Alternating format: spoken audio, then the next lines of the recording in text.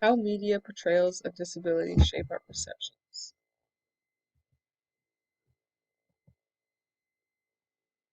Oftentimes, movies or TV shows feature ableist bias in terms of language, imagery, and characterization. Disabled individuals and organizations have been pointing to the connection between disableist imagery, the media, and discrimination since before the 1960s.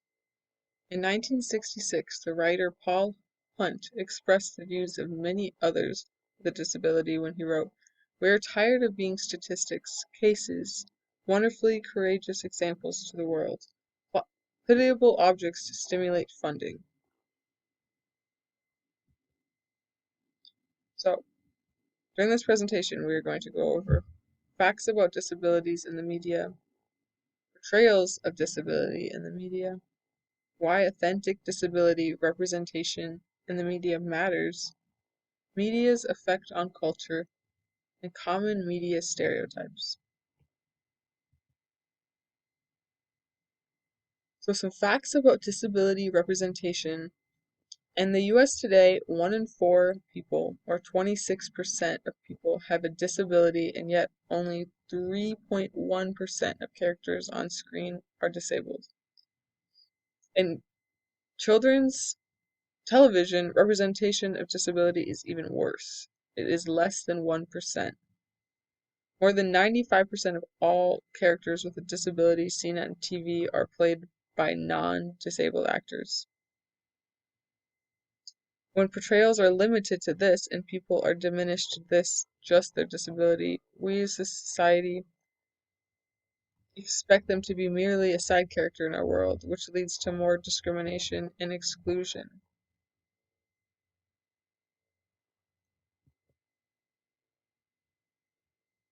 Media portrayal of disability. Movies and TV often present disability as being a defective part of society, such as being victims, incompetent, violent, or not worthy of living. The disability narrative is typically ignored and replaced by other narratives, leading to more negative stereotypes that misrepresent and underrepresent disability. For example, an able-bodied actor can impersonate a person with a disability that may depict an inaccurate stereotype of that disability, rather than just having a person with the disability play the role. For example, an example of this includes Sia's film Movie, which features uh, a non-verbal autistic lead character played by Maddie Ziegler, a neurotypical actress. On November 20th in 2020, a trailer received social media backlash for not casting a character, an actor with autism.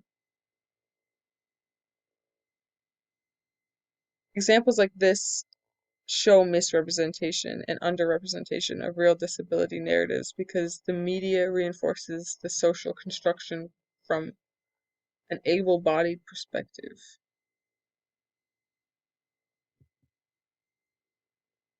Some positive trends in media's portrayals of disability. So there are some recent positive trends regarding disability representation.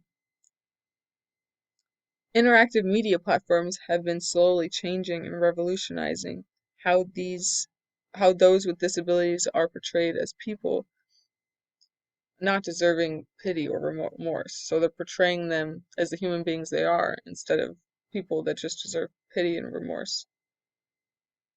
According to Rudderman's Family Foundation, 21.6% of disabled characters in 2018 network television and streaming shows were authentically represented by actors with the same disability.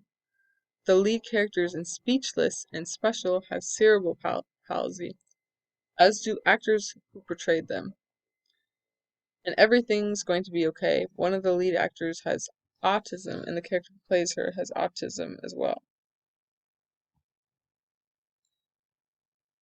Also, in a recent 2020 study, characters with disabilities in family films have been found to be depicted positively in the workplace. Characters with disabilities are twice as likely to be shown in management positions compared to other characters, 20% compared to 10.7%.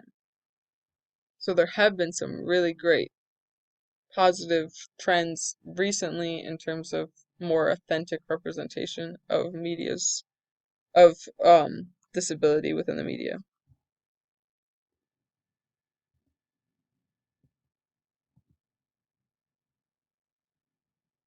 So, authentic disability representation in the media. Why authentic representation matters in society. So, representation can have an impact on one's growing sense of self. As children, we take in the world around us in order to make meaning of our own lives, identities, and experiences. When we see people we can relate to and look up to, it helps us create a sense of self.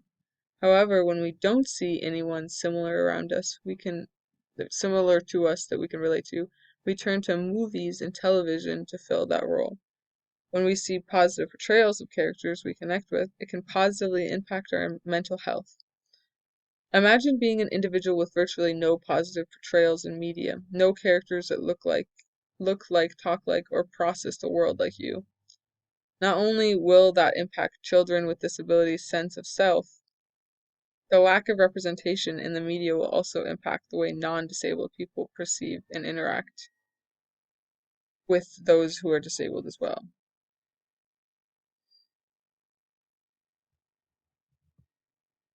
So not only does the representation have an impact on their growing sense of self themselves, but it also impacts other people's perception of them. The lack of visibility all around is also just killing disabled people. In England, one article reported 60% of the deaths from COVID-19 in 2020 were disabled individuals, and many of those deaths were preventable. Studies have shown that kids who are exposed to diverse types of people at a young age grow up to be less discriminatory and more accepting individuals. So, some commonly recurring media stereotypes include the disabled person as an atmospheric hero. For example, the film Frankenstein's Hunchback, Fritz as Baron Frankenstein's only servant. Another commonly recurring media stereotype is the disabled person as sinister and evil. For example, Moby Dick's Captain Ahab becomes so obsessed by the white whale's destruction of one of his legs, he sacrifices himself and the most of his crew in pursuit of revenge. Also, the profusion of disabled criminals in the James Bond films, and as well as in Dr. Jekyll and Dr. Hyde. And then another commonly recurring media stereotype is the disabled person as an object of violence. An example of this is the movie Woman in a Cage. And research shows in older media, when disabled characters are included in fictional programs, they are more than 3 times more likely than non-disabled characters to be dead by the end of the show. Over half of these fatalities were violent.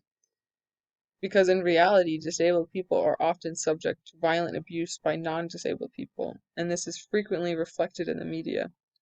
Besides contributing to and underlining the mistaken belief that disabled people are totally helpless and dependent, such imagery also helps perpetuate this violence.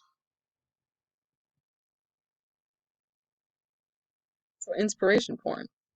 So the main character, typically an able-bodied person, often helps save a disabled person or uses the struggles and triumphs of a disabled character to inspire others. Inspiration porn promotes the message that disabled people should be pitied or need help rather than celebrating them for the intricate humans they are and what they have to give the world. So some of media's effect on culture, according to Thoreau, stereotypical views are encoded in our society from images. Audiences then use the information and may undermine the author's intended meaning, since language, culture, and understanding exist at the same time to create meaning. Media tends to reinforce social norms, values, stigma, and labeling. So the stigmatization of people with disabilities in society creates devaluation, ignorance, as well as social barriers for people with disabilities. In conclusion, media can make a difference by helping to normalize disability and expose people, disabled and able-bodied alike, to disabled characters they can admire and relate to. Studies show that kids who are exposed to diverse types of people at a young age grow up to be less discriminatory and more accepting individuals. Representation is not a magic cure to solve discrimination. However, representation matters not just as a way to desensitize the majority, but also to affirm the minority, showing the world what reality of disability looks like. We need stories so that we can tell our own. And then these are all my sources.